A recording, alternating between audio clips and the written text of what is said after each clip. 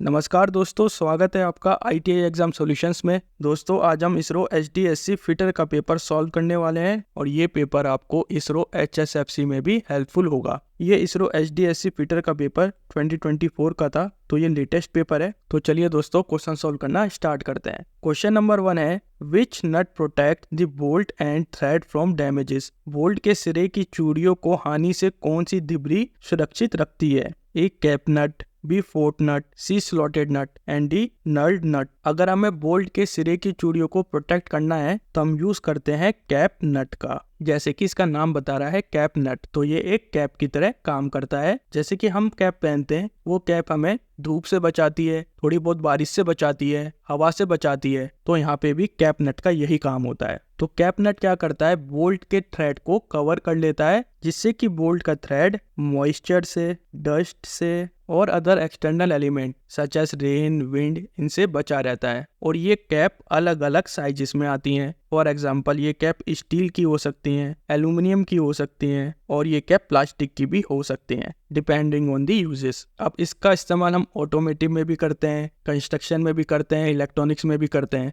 तो ये काफ़ी ज़्यादा मल्टीपर्पज़ एप्लीकेशन में इसका इस्तेमाल करा जाता है। सो इसका राइट आंसर क्या होगा? इसका राइट आंसर होगा option number A, cap nut. Question number 2 है, in electrochemical grinding the pieces from the workpiece dash. Electrochemical grinding में कार्य वस्तु के टुकड़े dash A are dissolve into the conductive fluid, B melt and evaporate, C flushed out and D none of the above. अब जैसे कि इसका नाम है इलेक्ट्रोकेमिकल ग्राइंडिंग, जिसे हम शॉर्ट फॉर्म में ECG भी बोलते हैं, इसमें हम यूज करते हैं इलेक्ट्रोकेमिकल रिएक्शन का। अब क्योंकि इसमें इलेक्ट्रोकेमिकल रिएक्शन हो रही है तो उसमें 3 मेन चीजें होती हैं। पहली कैथोड, दूसरी एनोड और तीसरा इलेक्ट्रोलाइट। जो नेगेटिव होता है उसको हम कैथोड बोलते हैं और इसमें कैथोड क्या होता है, ग्राइंडिंग व्हील होता है। एनोड पॉजिटिव होता है और इसमें एनोड वर्कपीस होता है। और इलेक्ट्रोलाइट सोल्यूशन एक वाटर बेस्ड सोल्यूशन होता है जो कि काम करता है कंडक्टिव मीडियम का। अब हम ग्राइंडिंग व्हील और वर्क पीस को DC सप्लाई प्रोवाइड करते हैं और जो इलेक्ट्रोलाइट सोल्यूशन होता है वो व्हील और वर्क पीस के बीच में फ्लो करता है, जिसकी वजह से सर्किट कंप्लीट हो जाता है और इलेक्ट्रोकेमिकल रिएक्शन स्टार्ट हो जाती है। और जब ये करंट फ्लो करता है और इलेक्ट्रोकेमिकल रिएक्शन स्टार्ट हो जाती है तो जो वर्क पीस का सरफेस होता है वो सरफेस ऑक्सीडाइज हो जाता है, यानी कि वो इलेक्ट्रॉन को लूज करने लगता है। और जो भी ग्राइंडिंग व्हील के एब्रेसिव पार्टिकल होते हैं वो रिमूव हो जाते हैं और कंडक्टिव फ्लूइड यानी कि इलेक्ट्रोलाइट सोल्यूशन में डिसॉल्व हो जाते हैं। अब इसके एडवांटेज क्या होते हैं ECG के? पहला तो ये हार्ड मटेरियल को ग्राइंड कर सकता है। दूसरा, इससे हमें काफ़ी अच्छी और काफ़ी एक्यूरेट फिनिश मिलती है। तीसरा, इसमें हीट प्रोडक्शन भी काफ़ी ज़्यादा कम होता है। चौथा, ये मटेरियल को रिमूव कर सकता है। सो इसका राइट आंसर क्या होगा? Option number A, are dissolve into the conductive fluid. जो भी वर्क पीस के टुकड़े होंगे वो उस कंडक्टिव फ्लूइड में डिसॉल्व हो जाएंगे। क्वेश्चन नंबर 3 है, 1 horsepower is equals to. 1 horsepower किसके बराबर होती है? तो 1 हॉर्स पावर 746 वॉट के बराबर होती है। और इस पावर को हम कहाँ पे इस्तेमाल करते हैं या कहाँ पे इसको मेजर करते हैं? हम इसको मोटर में यूज़ करते हैं, मशीन में इसका इस्तेमाल करा जाता है, जनरेटर में इसका इस्तेमाल करा जाता है, इंजन्स में इसका इस्तेमाल करा जाता है। सो इसका राइट आंसर क्या होगा? Option number D, 746 what. Question number 4 है, which of the following is not under direct measurement. निम्नलिखित में से कौन सा प्रत्यक्ष माप के अंतर्गत नहीं आता है? A pacing, B chaining, C taping and D triangulation. देखिए, ट्रायंगुलेशन डायरेक्ट मेजरमेंट के अंदर में नहीं आता है। 2 तरह के मेजरमेंट प्रोसेस होते हैं, एक होता है डायरेक्ट मेजरमेंट, दूसरा होता है इनडायरेक्ट मेजरमेंट। डायरेक्ट मेजरमेंट पे हम क्या करते हैं, हम टूल का इस्तेमाल करते हैं सच एज टेप, चेन। ये टेप कौन सा है? ये मेजरिंग टेप है, ठीक है। इन टूल का इस्तेमाल करके हम किसी भी डिस्टेंस को डायरेक्ट मेजर कर सकते हैं। दूसरा आता है इनडायरेक्ट मेजरमेंट। इनडायरेक्ट मेजरमेंट के केस में क्या होता है, हम किसी वैल्यू को कैलकुलेट करते हैं, उसमें मैथ अप्लाई करते हैं, तब किसी चीज को मेजर करते हैं। तो ये आता है इनडायरेक्ट मेजरमेंट में। इनडायरेक्ट मेजरमेंट में भी 2 पार्ट होते हैं, एक होता है optical method and second one is electromagnetic method. अब ऑप्टिकल मेथड में हम क्या यूज करते हैं, हम दूरबीन यूज करते हैं और उससे हम मैथमेटिकल कैलकुलेशन करते हैं। टैकोमेट्री इसमें यूज होती है, ट्रायंगुलेशन इसमें यूज होता है और लास्ट में हम इसमें ट्रिग्नोमेट्री का प्रिंसिपल अप्लाई करते हैं और काफी दूर के डिस्टेंस को इजिली मेजर कर पाते हैं। ये होता है ऑप्टिकल मेथड। इसमें हम टेलीस्कोप, ट्रायंगुलेशन और टैकोमेट्री का इस्तेमाल करते हैं। अब इलेक्ट्रोमैग्नेटिक मेथड में हम क्या यूज करते हैं, हम इसमें इलेक्ट्रोमैग्नेटिक या EM वेव यूज करते हैं, such as radio wave, light, infrared. इनका इस्तेमाल करते हैं पहले हम क्या करते हैं, सबसे पहले हम उस वेव को एमिट करते हैं, फिर उस वेव को रिसीव करते हैं। तो जितना टाइम हमने एमिट और रिसीव करने में लगाया उसको हम मेजर करते हैं और उससे हम डिस्टेंस का पता लगा लेते हैं, और ये काफी ज्यादा प्रिसाइज भी होता है। तो ऑप्टिकल मेथड और electromagnetic method indirect measurement method होते हैं। सो इसका राइट आंसर क्या होगा, option number D, triangulation. Question number 5 है, the coupling used for soft start and to avoid shock during power transmission. Soft start के लिए और पावर ट्रांसमिशन के दौरान झटके से बचने के लिए इस्तेमाल किए जाने वाली कपलिंग कौन सी है? A spider coupling, B fluid coupling, C gear coupling and D flange coupling. Soft start और झटके से बचने के लिए इस्तेमाल होने वाली कपलिंग कौन सी होती है? वो होती है फ्लूइड कपलिंग। तो इसका सबसे पहला फायदा क्या हो गया, सॉफ्ट स्टार्टिंग। फ्लूइड कपलिंग में हम लिक्विड यूज करते हैं, जनरली ऑयल होता है जो कि दो शाफ्ट के बीच में फ्लूइड कनेक्शन बनाता है, और जब एक शाफ्ट रोटेट करने लगता है तो फ्लूइड कपलिंग क्या करता है, उस मोशन को सेकंड शाफ्ट पे ट्रांसफर कर देता है, और ये प्रोसेस काफी ज्यादा स्मूथ होती है और मोटर धीरे धीरे स्टार्ट होती है, जिससे कि झटका लगने का खतरा काफी ज्यादा कम हो जाता है। दूसरा इसका फायदा क्या होता है, ये शॉक अब्सॉर्ब करती है, क्योंकि फ्लूइड कपलिंग एक तरीके का कुशन का काम करती है जो कि सडन लोड को एब्सॉर्ब कर लेती है, जिससे डैमेज होने का खतरा, शॉक लगने का खतरा मशीन को काफी ज्यादा कम हो जाता है। तीसरा, ये ओवरलोड प्रोटेक्शन में भी काम आती है।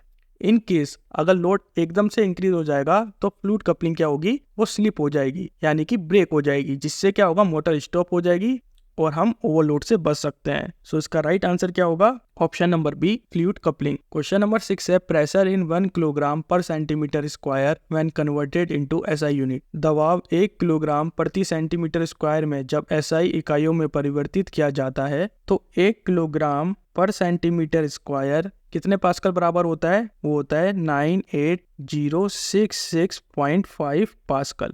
या इसको ऐसा भी लिख सकते हैं, 1 kg per centimetre square equals to 981 pascal. ठीक है, अगर हमें इस पास्कल को मेगा पास्कल में कन्वर्ट करना है तो हम इसको डिवाइड करेंगे 10 की पावर 6 से, और ये हो जाएगा 10 लाख। तो 981 तो 1 2 3 4, तो ये हो जाएगा 0.0981 मेगा पास्कल। सो इसका राइट आंसर होगा option number A, 0.0981 mega pascal. Question number 7 है, स्पेसिफिक ग्रेविटी ऑफ मरकरीज। पारे का विशिष्ट गुरुत्व क्या होता है? देखिए, स्पेसिफिक ग्रेविटी रेशियो होता है किसका, density of a substance upon में density of water.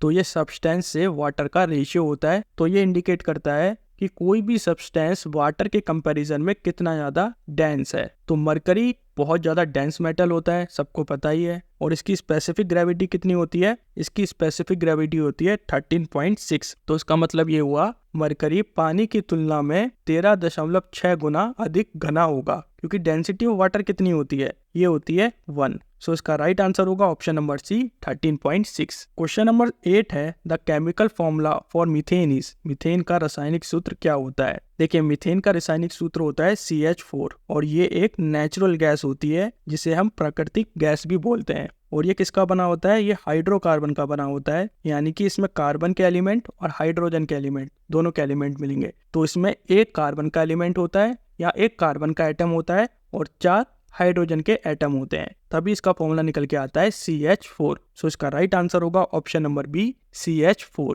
Question number 9 है, which hammer is used for forming a rivet head by spreading the shank of the rivet. Rivet के शैंक को फैलाकर rivet head बनाने के लिए किस हथौड़े का उपयोग किया जाता है? ए बॉल पिन हथौड़ा, बी क्रॉस पिन हथौड़ा, सी स्ट्रेट पिन हथौड़ा and D soft hammer. Ball pin हथौड़े की मदद से हम रिविट हेड को बना सकते हैं। ये एक तरीके का विशेष प्रकार का हथौड़ा होता है। इसमें एक शब्द यूज हुआ है पिन। तो पिन क्या होता है? Opposite end of hammer head, यानी कि हथौड़े के सिरे के विपरीत छोर को हम पिन बोलते हैं। और ये पिन अर्धगोलाकार आकार का होता है जो कि रिवर्ट हेड को फॉर्म करने में और रिवर्ट की शैंक को स्प्रेड करने में मदद करता है। बॉल पिन पेन को हम अच्छे से हार्ड करते हैं और टेम्पर्ड करते हैं। इसके फेस को भी हार्ड करा जाता है, इसके फेस को टेम्पर भी करा जाता है। सेम हम पिन को भी टेम्पर करते हैं, पिन को भी हार्ड करते हैं, ताकि ये काफी अच्छी तरीके से ड्यूरेबल बन सके और इसमें कम से कम वेयर एंड टेयर हो। बॉल पेन की मदद से हम रिविटिंग कर सकते हैं, मेटल वर्किंग कर सकते हैं, यानी कि हम शेप दे सकते हैं, किसी मेटल को बैंड कर सकते हैं, और कंस्ट्रक्शन में भी इसका इस्तेमाल हो जाता है। यानी कि कंस्ट्रक्शन में हम क्या कर रहे हैं, हम कील को ठोक रहे हैं तो ये जनरल पर्पस हैमर की तरह भी इसका इस्तेमाल कर सकते हैं। सो इसका राइट आंसर होगा option number A, ball pin hammer. Question number 10 है the process of super finishing the internal surface of cylindrical bores. बेलनाकार बोरों की आंतरिक सतह को सुपर फिनिशिंग करने की प्रक्रिया है A lapping, B burnishing, C abrading and D honing. Honing एक सुपर फिनिशिंग प्रोसेस है जिसमें हम सिलेंड्रिकल सरफेस के इनर पार्ट को और एक्सटर्नल पार्ट को स्मूथ बनाते हैं, और ये फिनिशिंग प्रोसेस काफ़ी ज़्यादा एक्यूरेट होती है। इसका मतलब सरफेस काफ़ी ज़्यादा स्मूथ बनेगा और ये प्रिसाइज भी काफ़ी ज़्यादा होती है। इसका मतलब हम वर्क पीस को उसके एग्जैक्ट शेप एंड साइज में लेके आ सकते हैं, और इसमें भी हम एब्रेसिव मटेरियल का इस्तेमाल करते हैं, और होनिंग से हम मटेरियल को रिमूव भी कर सकते हैं। It is use for material removing. Honing के प्रोसेस में हम क्या करते हैं, हम एब्रेसिव मटेरियल को सरफेस पे लगाते हैं और कंट्रोल प्रेशर अप्लाई करते हैं, और हम सरफेस को स्मूथ करते हुए चलते हैं। सो इसका राइट आंसर क्या होगा, ऑप्शन नंबर डी, होनिंग।